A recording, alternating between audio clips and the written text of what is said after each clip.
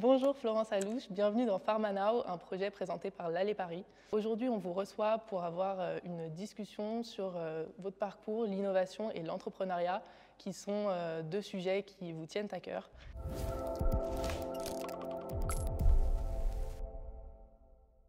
Est-ce que vous pouvez vous présenter ? Merci. Alors, merci pour cette invitation et c'est surtout cette initiative. Donc, je suis docteur en pharmacie. J'ai fait mes études ici, dans cette faculté. Et ensuite, j'ai travaillé dans l'industrie du diagnostic in vitro, où j'ai rencontré pour la première fois l'innovation. Et ça m'a beaucoup intéressée. Et du coup, je me suis spécialisée en propriété industrielle. Et puis ensuite, j'ai fait un MBA à HEC Paris parce que je voulais faire du business développement. Je voulais développer des entreprises innovantes autour des médicaments.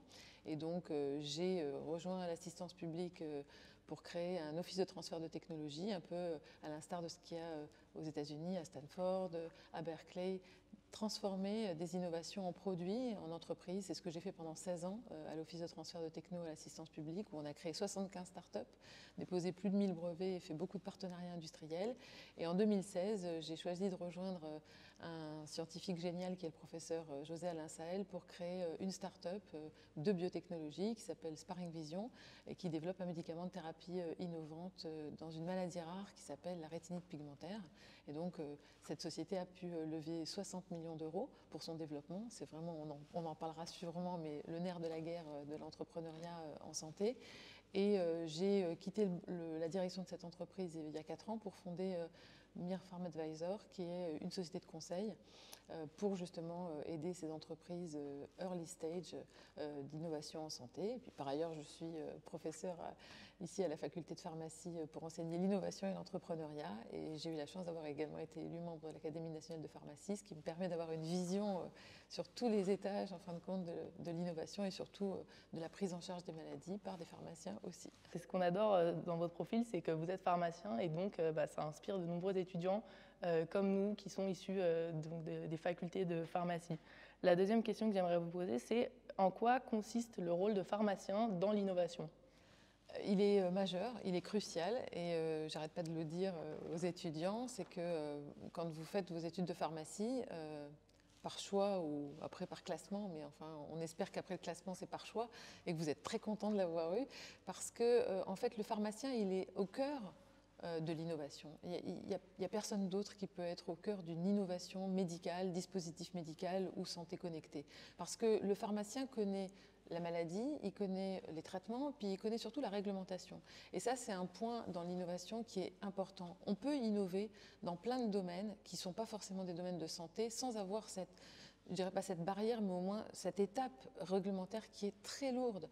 Et le pharmacien connaît toutes ces étapes, connaît la façon dont on développe un médicament, connaît quels vont être les problèmes pour le développement, pour le manufacturing process, pour la mise sur le marché, pour la réglementation des essais cliniques. Et je pense que le pharmacien peut être et doit être le pivot de toutes ces entreprises qui développent des innovations en santé. C'est un atout majeur. Et donc ce qu'on essaye avec le doyen de la faculté de pharmacie et dans d'autres facultés de pharmacie en France, c'est justement de permettre aux étudiants d'avoir toutes les cartes en main pour être justement au centre de ces entreprises, en créer eux-mêmes aussi, et puis aussi être des collaborateurs, des partenaires, des associés pour les gens qui créent ces entreprises en biotech, en medtech, en e-santé, mais des associés extrêmement importants et incontournables. Merci. Et vous avez donc mentionné l'enjeu de la réglementation lorsqu'on lance une start-up. Est-ce qu'il y a d'autres enjeux ? Quels sont les 3 grands enjeux, les 3 points sur lesquels on ne peut pas se louper quand on crée sa start-up? Alors je dirais, dans l'ordre ou dans le désordre, en premier l'équipe. Pour moi, c'est important de savoir qu'on va aller dans une traversée de l'Atlantique avec un petit bateau au démarrage et donc qu'au moins sur l'équipage, on est tranquille. Ensuite, il va falloir mettre des voiles et puis un peu renforcer la technologie, donc le financement. C'est aussi important de ne pas se lancer dans une aventure sans connaître quels vont être les besoins en financement, c'est un point important, bien les évaluer et puis savoir où est-ce qu'on va les trouver, avec quelle aide on va pouvoir aller les chercher et qu'est-ce qu'on va pouvoir présenter aux investisseurs. Qu'est-ce qu'on a comme atout? Qu'est-ce qu'on a comme asset? Et le dernier point, c'est la passion. Alors c'est pour ça que je vous dis dans un ordre ou dans l'autre, mais la passion c'est important parce que quand on est motivé, et puis surtout oublier en fin de compte les chemins qu'on s'est fixés au démarrage, garder en tête le problème qu'on a à résoudre avec cette entreprise, avec cette innovation, et puis ne jamais poursuivre la solution absolument. Je veux dire, trouver des autres solutions si on a un problème technique, un problème réglementaire, un problème de production. Garder en tête l'objectif, et donc pour ça, il faut toujours l'équipe, les investisseurs qui soutiennent, et puis surtout la passion qui doit continuer à animer cette petite embarcation pour en faire un navire de croisière. Selon vous, qu'est-ce qui fait qu'un projet est innovant vraiment? Parce que l'innovation, ça connaît un petit peu un gain de popularité, on en reparlera dans quelques instants, je suppose. Qu'est-ce qui fait qu'un projet est réellement innovant selon vous? En tout cas, dans la health tech oui, alors dans la health tech, ça comprend aussi la e-santé. Alors je la mettrai un petit peu à part parce que la e-santé, ce sont des solutions technologiques où le patient est mis vraiment au cœur du sujet, et ça c'est important aussi pour les pharmaciens. Quand vous me posiez la question tout à l'heure en quoi le pharmacien est important dans l'innovation, c'est que souvent les ingénieurs, les développeurs, etc. n'ont pas ce contact avec le patient qu'a le pharmacien. Et c'est dans la culture, vous faites des stages, vous êtes dans des officines, vous êtes dans des hôpitaux. Donc ce contact avec le patient est important. Donc dans le domaine de la health tech, on a développé beaucoup d'outils qui permettent de remettre le patient au cœur du sujet, soit dans son lien quotidien avec sa maladie, donc des outils de suivi, des outils de prise de paramètres, mais aussi le patient dans le cadre d'un essai clinique. Et ça, c'est très important, avoir des données en vie réelle. Donc si on met de côté la e-santé, qui a vraiment mis le patient au cœur du sujet, soit pour des données en vie réelle dans le cadre des essais cliniques ou alors pour des outils de télésurveillance, de discussion, de suivi de paramètres. Donc si on met ça à part, le reste, la réglementation est extrêmement importante. Développer un médicament, c'est lourd. On ne développe pas un médicament qu'en France, donc on doit se confronter aux autorités réglementaires du monde entier. Pour un dispositif médical, la réglementation a également évolué récemment pour protéger toujours les patients. Donc c'est un point qui est important au démarrage. Il ne faut pas se planter. Quand on développe un médicament, on ne peut pas se permettre de changer des paramètres en cours de développement.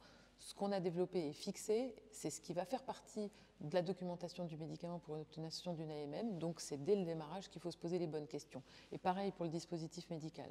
Donc la réglementation, c'est un point pour moi, et en tant que pharmacien, qui est vraiment au cœur du sujet, et qu'il ne faut pas négliger, il ne faut pas se dire on verra plus tard, ou alors on va développer en mode quick and dirty, puis on s'améliorera après. Non, c'est du temps, c'est de l'argent.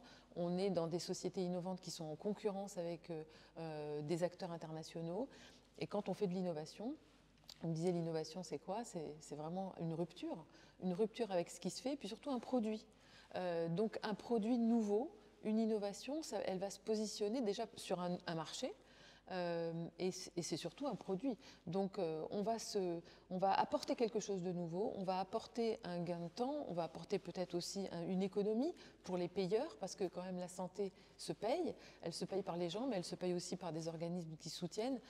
Du coup, il y a des vraies questions, des vrais enjeux, et la réglementation évolue avec l'innovation. L'innovation fait avancer la réglementation, donc on est dans une roue continue, et je pense que c'est important de se dire, j'innove, oui, mais quel va être le but? À qui ça va servir? Combien ça va coûter? Est-ce que c'est une vraie innovation? Donc tout ça, c'est des sujets qui sont pris projet par projet. Et on le voit d'ailleurs, parce qu'avec les étudiants, on va visiter aussi les incubateurs d'entreprise. On est confronté à ces porteurs de projets et ils nous expliquent en quoi leur innovation, justement, est différente par rapport à ce qui existe et ce qu'elle va apporter pour le patient, pour la société, et puis pour, évidemment, faire reculer la maladie ou mieux la prendre en charge. Vous avez mentionné les incubateurs d'entreprise. Est-ce que vous pouvez nous expliquer ce que c'est d'être un incubateur d'entreprise? Oui, alors il y a beaucoup d'incubateurs. À l'origine, les incubateurs d'entreprise, c'était issu de la loi Allègre, qui était retransposée en France, ce qui avait bien marché initialement dans la Silicon Valley. Donc ici, à la faculté de pharmacie, on héberge Paris Biotech Santé. On est partenaire de Paris Biotech Santé, qui est l'incubateur situé à Cochin. Il y a un autre incubateur aussi dans le quartier qui est Agora Agoranov, qui lui dépend de l'autre université, Sorbonne Université. Mais en fait, ce sont des incubateurs qui sont... alors, Agoranov est plus généraliste, Paris Biotech Santé est vraiment dédié à la santé. L'idée, c'est d'accueillir des porteurs de projets qui vont pouvoir avoir un environnement, un encadrement et surtout des conseils de différentes personnes. On parlait du réglementaire, on parlait de la propriété industrielle, on parle de l'accès au marché, on parle du contact avec les hôpitaux, des futurs acheteurs, et puis l'accès aux patients pour évaluer tout ça. Et du coup, c'est important pour un chef d'entreprise qui est en général ou seul ou ils sont 2, 3 au démarrage, d'avoir un environnement qui est favorable, mais surtout qui va pouvoir les aider, les mentorer un peu, leur donner des conseils, et c'est vraiment crucial. Donc ces incubateurs Allègre ont été créés, ils sont non-profit, hein, et puis de plus en plus on a des incubateurs, ce qu'on appelle aussi des accélérateurs, des start-up studios, vous allez entendre plein de nouveaux mots, où là on va donner un service qui va peut-être être payant ou qui va être contre peut-être une participation au capital. Alors on a vraiment beaucoup de modèles. En fait, ça s'adapte complètement au projet d'entreprise et à la volonté des porteurs de projets. Et donc maintenant, il y a un grand panel de sites, de projets, d'organisations, des hubs qui peuvent être adaptés aux projets qu'on développe en fait. C'est très intéressant. Je voudrais revenir un petit peu sur cet aspect-là. Vous, pendant 16 ans, vous avez été donc, à la PHP, vous avez créé en 2000 l'Office du transfert de technologie et des partenariats industriels de l'assistance publique que vous avez dirigé pendant 16 ans. De quel constat est-ce que c'est né pourquoi l'avoir créé et en quoi consistait votre travail en fait, pendant 16 ans au sein de... Le constat, il est très simple, c'est qu'il n'y a pas que des laboratoires pharmaceutiques qui ont des stratégies de développement et le développement de médicaments. Il y a beaucoup d'innovations qui sortent des laboratoires de recherche, évidemment, et vous savez que la France a vraiment un potentiel énorme d'innovation dans le cadre de la recherche scientifique, académique.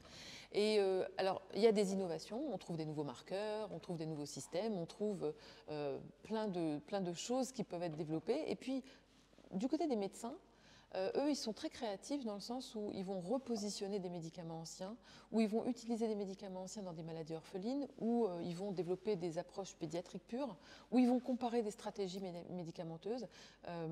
Donc, ils ont la possibilité d'innover aussi, d'avoir des idées aussi. Les chirurgiens innovent beaucoup dans du matériel, les kinés, tous les gens qui font de la rééducation, les infirmières, les personnels soignants ont aussi beaucoup d'idées pour améliorer le confort des malades. Et finalement, si on leur dit, mais vous savez, votre innovation, elle peut être un produit commercialisé plus tard.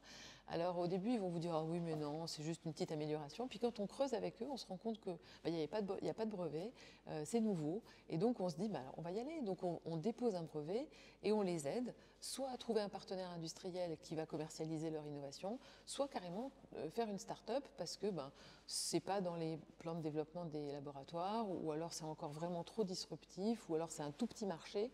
Et du coup, on a monté ces startups avec les porteurs de projets, avec des médecins, des pharmaciens, des infirmières, pour leur permettre de développer et de faire en sorte un produit qui va être utile aux malades.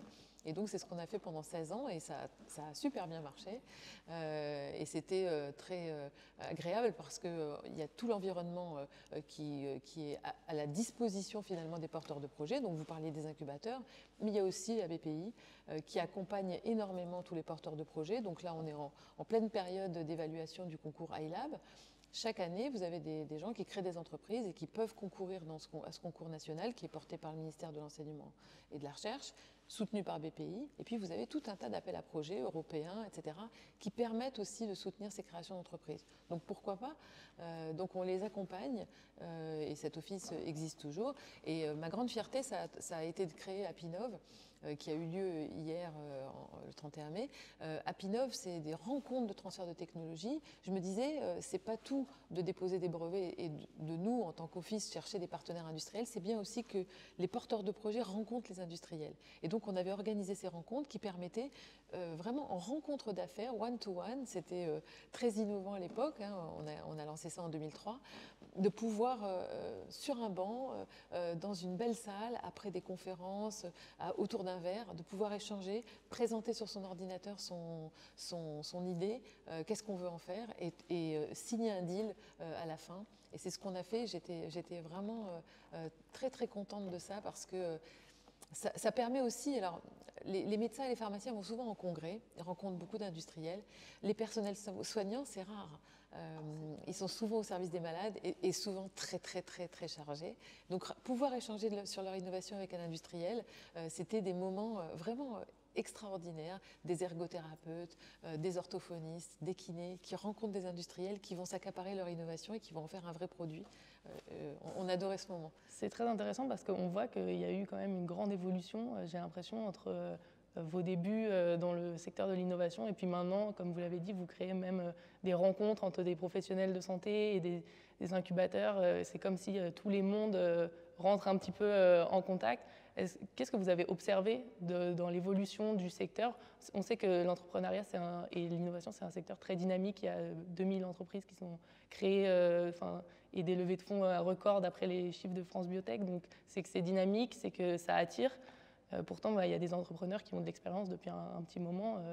Qu'est-ce que vous avez observé pourquoi il y a un engouement presque soudain ou en tout cas croissant? Ouais, c'est un engouement qui est croissant. C'est croissant, vous avez raison. Mais... Alors pour plein de raisons. Alors la première, c'est vraiment c'est un constat qu'on peut faire au niveau international où il y a de plus en plus de créations de start-up innovantes. D'abord parce que la recherche, il faut quand même rendre à César, la recherche académique est vraiment excellente.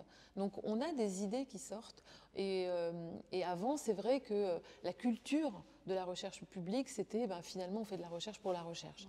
Et ce basculement de faire de la recherche pour des patients, pour des services. Ce que je dis, c'est valable dans la santé, mais c'est aussi valable pour les technologies de l'espace, pour les technologies de l'environnement, en agro. Enfin, tout ça, la recherche académique a fait un pas vers l'application industrielle. Et soutenu beaucoup par le gouvernement.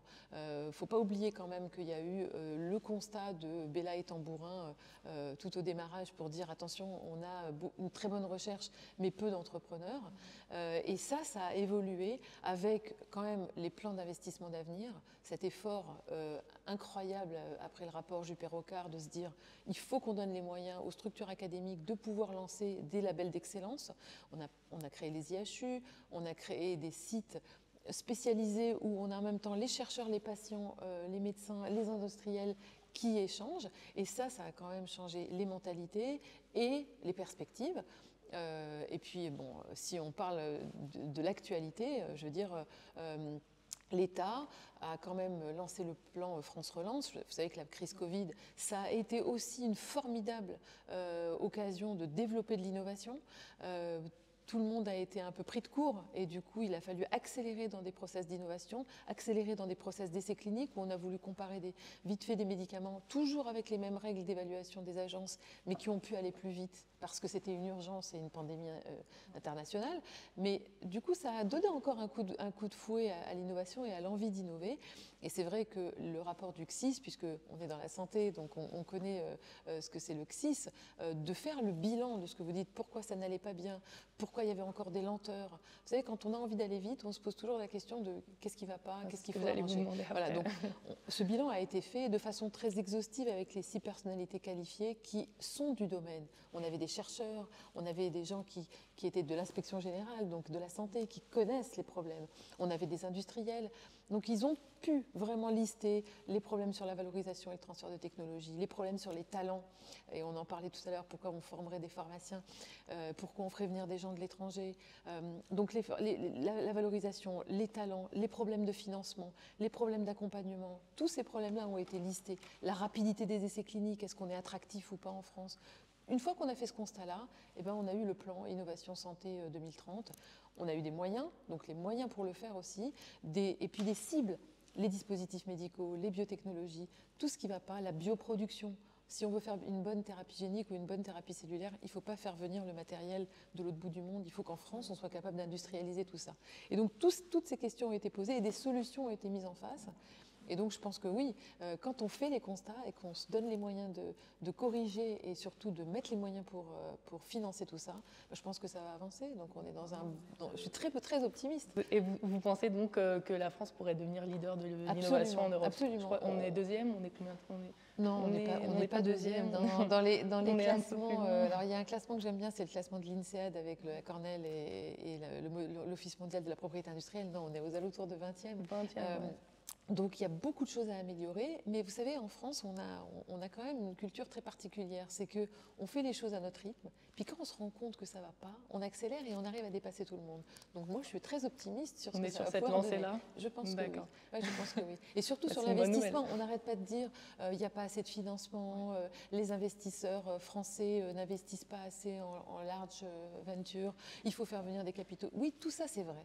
Mais je pense qu'on l'a tellement dit et on a tellement sollicité finalement la modification des paradigmes que je pense que ça va arriver. Oui. Moi, j'en suis convaincue. Il y a aussi une nouvelle génération d'entrepreneurs très jeunes qui commencent à s'intéresser très tôt à l'entrepreneuriat. Oui.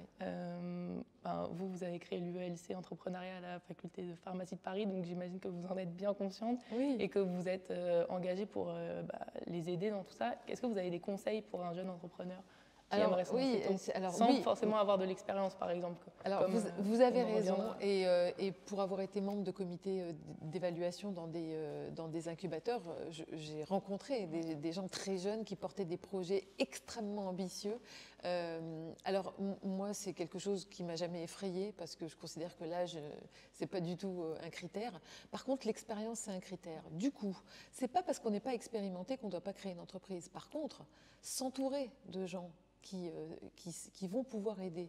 Je dis toujours à ceux qui créent des entreprises innovantes à 2 et à 25 ans, c'est super, mais ayez un board scientifique avec des gens qui pourront vous donner des conseils, qui sont déjà passés par ces épreuves-là. Ayez un mentor, ayez un coach qui a déjà créé une entreprise, qui connaît les problèmes, qui va pouvoir vous dire ici, ça va pas bien.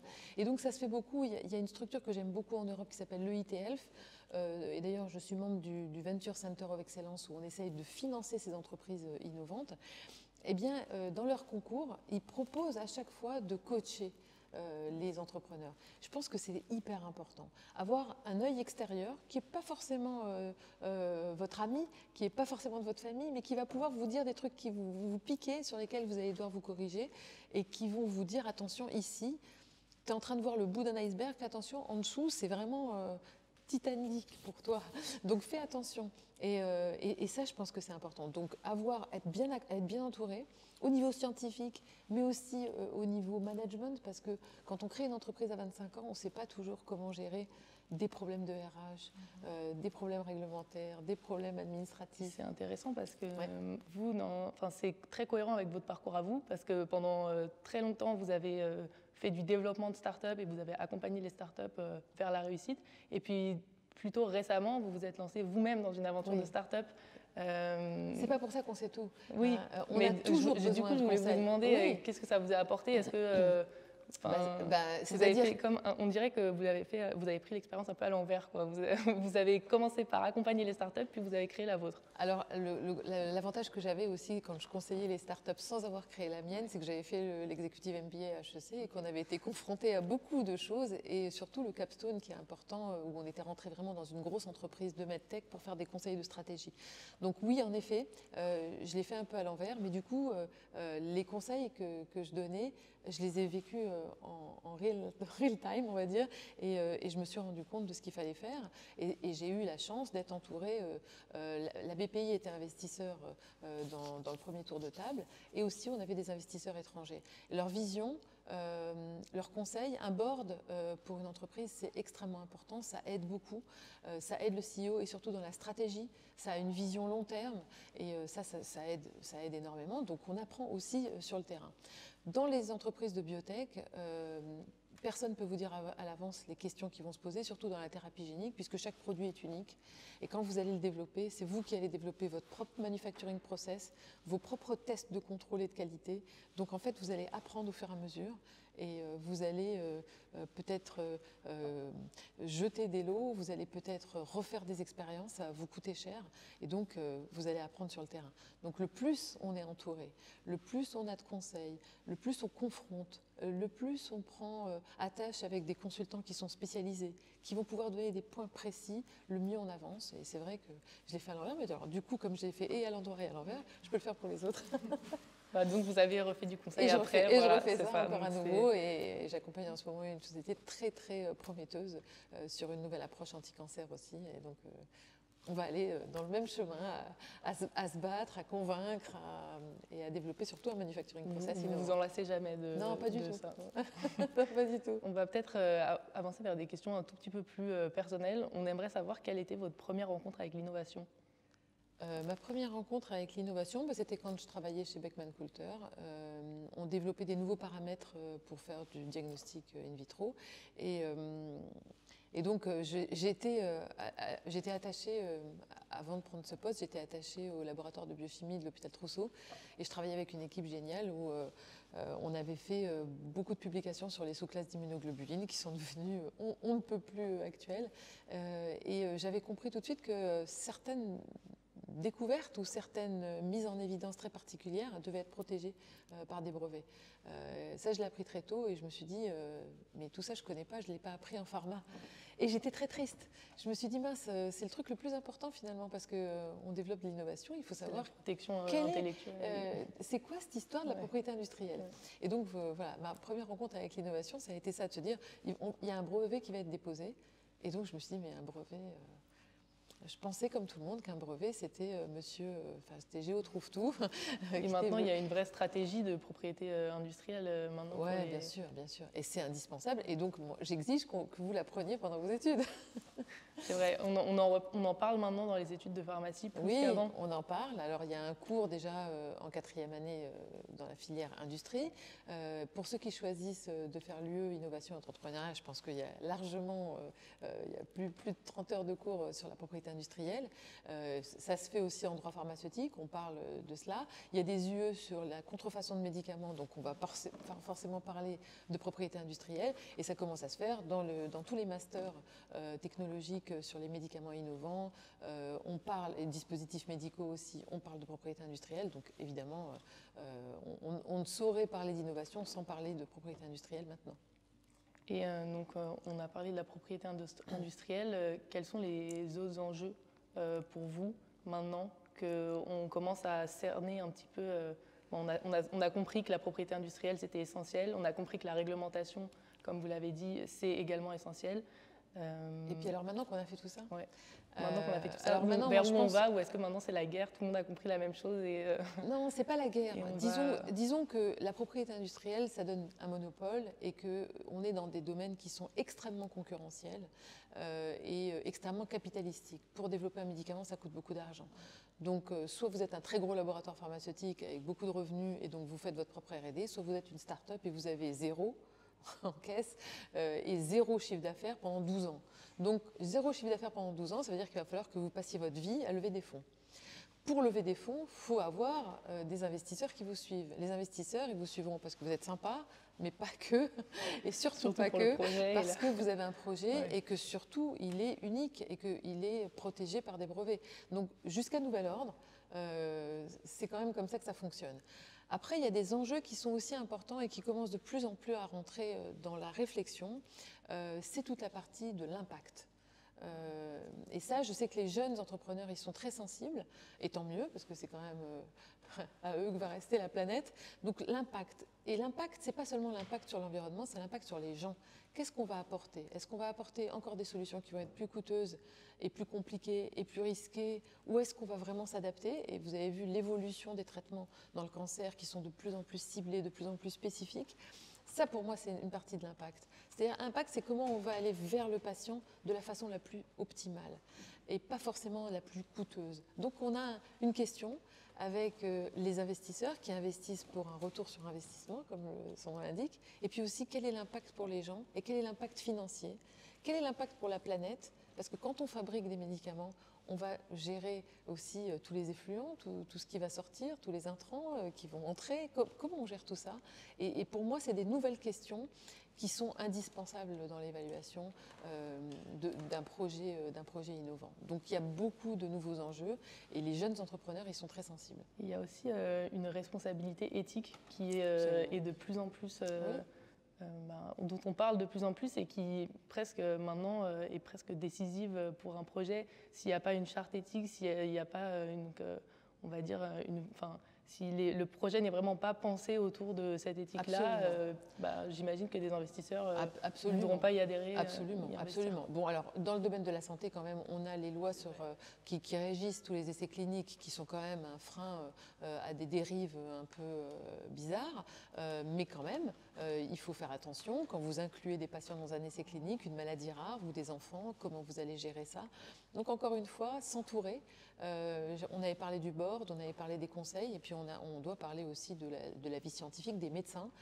Je vois souvent des projets de santé où on a des ingénieurs, des business développeurs ou des pharmaciens, puis il n'y a pas de médecin.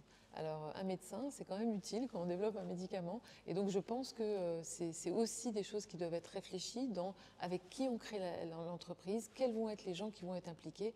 Et si on n'a pas de médecin dans l'équipe, avoir un comité scientifique qui inclut des médecins qui vont pouvoir vous dire vraiment comment ils traitent cette maladie. Quand ils vont dans des congrès, ils parlent avec leurs collègues, comment ils font les autres, comment vous allez confronter, comment vous allez inclure vos patients, quelles vont être les stratégies de comparaison, etc. Et ça, c'est hyper important. Est-ce que votre prochain, on va dire, projet, la chose qui vous tiendrait à cœur par la suite, c'est de continuer à, on va dire, croiser les mondes, comme vous l'avez fait avec le projet qui a eu lieu hier? Et éventuellement, est-ce que vous avez déjà pensé à la façon dont le métier de pharmacien va évoluer? Parce que déjà, on sait que pour la pharmacie officinale, le pharmacien officinal n'a plus les mêmes tâches qu'il avait avant. Et pour le pharmacien industriel aussi, éventuellement, son rôle est amené à évoluer dans le temps. C'est déjà une formation qui est très polyvalente, mais elle est de plus en plus complétée par d'autres études, d'autres qualités éventuellement. Quelle est votre vision par rapport à ça? Alors oui, moi ce que je continue à croire, c'est qu'il faut vraiment croiser les mondes, vous avez raison. Je pense qu'on s'enrichit justement des différences et ça permet de développer encore plus d'innovation. Et puis surtout, les autres le font. Donc il faut vraiment avoir une vision internationale. Quand on développe quelque chose qui va être un médicament, on ne soigne pas que des Français, on soigne des gens qui ont la maladie. Donc c'est à travers le monde. Donc il faut réfléchir international. Il faut voir comment s'organisent les autres. Et donc oui, il faut croiser et je dirais même aller dans des équipes où on a même des designers parce que quand on va développer des solutions, on a maintenant systématiquement une application, on a maintenant systématiquement l'accès aux patients, la possibilité qu'ils puissent faire remonter de l'information. Je ne parle pas de pharmacovigilance, mais je parle par exemple dans les maladies chroniques, le suivi, les objets connectés. Voilà, donc tout ça c'est important et pouvoir être accessible, pouvoir être pédagogue. Expliquer les choses, et associer les patients. Le patient, c'est plus un client final, indirect. C'est vraiment, et ça, moi, je le pense. Vous disiez, c'était quoi votre rencontre avec l'innovation? Ce que je pense, c'est que moi, si j'ai fait pharma au démarrage, quand j'étais étudiante, c'est parce que je voulais développer le médicament qui allait sauver les vies.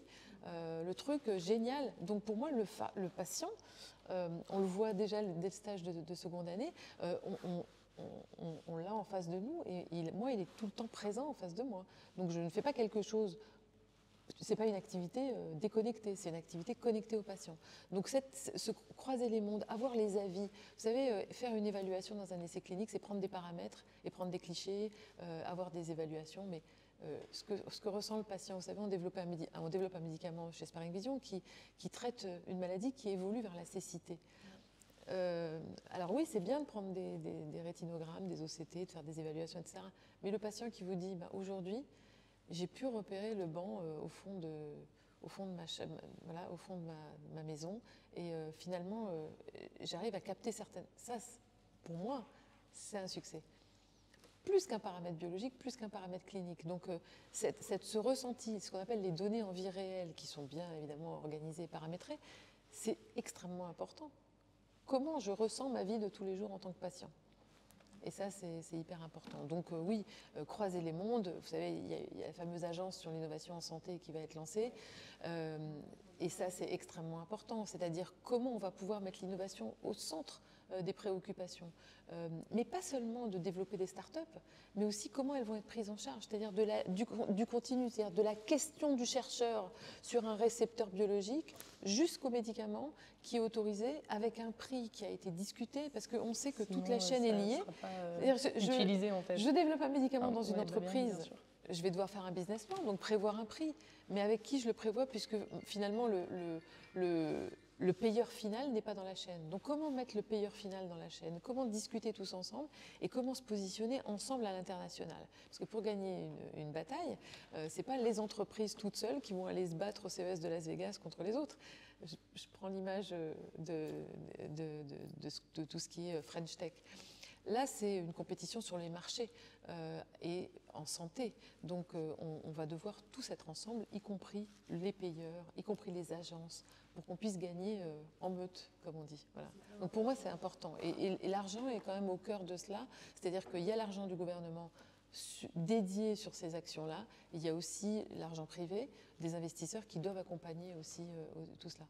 Merci beaucoup Florence Alouche pour cette discussion passionnante. On comprend que le patient est au cœur de toutes les discussions et de l'innovation.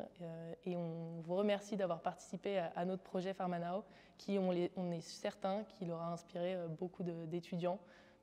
Donc voilà, merci beaucoup d'avoir participé. Et on est très ravis de vous avoir reçu. Alors moi, je vous remercie aussi de m'avoir invité parce que vous me disiez il y a une évolution des mentalités dans l'innovation. Ben moi, je vous dis il y a une évolution aussi des mentalités chez les étudiants qui ne sont plus en face d'un professeur pour absorber de l'information et des slides, mais il y a une vraie interaction et moi, je suis ravie de cette interaction-là et c'est pour ça que je viens et que je prends du temps parce que je trouve que ce que vous faites, c'est génial. Il faut que vous ayez conscience que vous avez votre métier dans vos mains et que vous en ferez ce que vous voulez en faire. On vous donne les enseignements de base et je pense qu'ici, il y a un corps professoral qui se mobilise, mais vous en ferez ce que vous faites. Vous allez rajouter des formations, vous serez intéressé par le business, vous serez intéressé par la propriété industrielle, vous serez intéressé par le développement durable, plein de choses. Vous garderez votre socle de pharmacien et vous serez très riche de tous les enseignements que vous avez en plus et vous serez, je pense, des perles rares dans toutes ces startups. Merci, c'est très gentil. On est ravis de ces interactions en tout cas.